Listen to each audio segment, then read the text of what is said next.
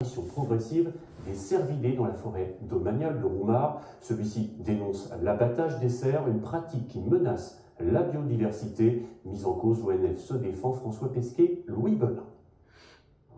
Des cadavres d'animaux abandonnés près de poubelles, la découverte a choqué des promeneurs dans la forêt de Roumare qui l'ont photographié.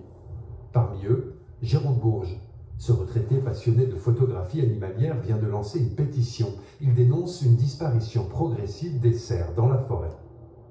J'ai toujours connu cette forêt depuis j'étais gamin au Haut-de-Sarre avec mon père, et on a toujours vu des animaux partout, sangliers, biches, cerfs, de très beaux cerfs, avec un brame magnifique. Et là, c'est le désert total.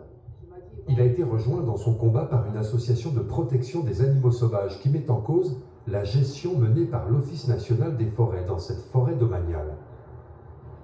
On coupe énormément de haies, y compris en faisant des coupes rases, pour les remplacer par d'autres essences supposées mieux résister au changement climatique. Ça coûte 50 à 60% plus cher de protéger un petit arbre qu'on vient de planter. Et donc, le plus simple, c'est de ne pas les protéger, de réduire les populations de chevreuils et de cerfs. Pour ce représentant de l'ONF, les cerfs ne posent pas de problème, tant qu'ils n'empêchent pas le renouvellement de la forêt.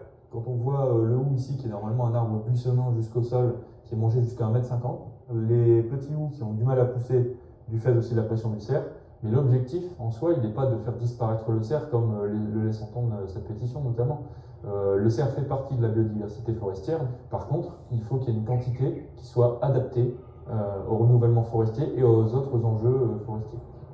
Les populations de faune sauvage font l'objet de suivis scientifiques qui permettent de fixer les quotas d'animaux que les chasseurs pourront tuer. Alors, dans la forêt de Roumare, les populations de grands cervidés sont stables, voire un peu à la baisse. C'est quelque chose de très passionnel, de très subjectif.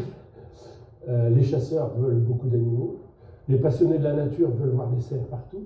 Nous, on se réfère vraiment aux données techniques validées scientifiquement.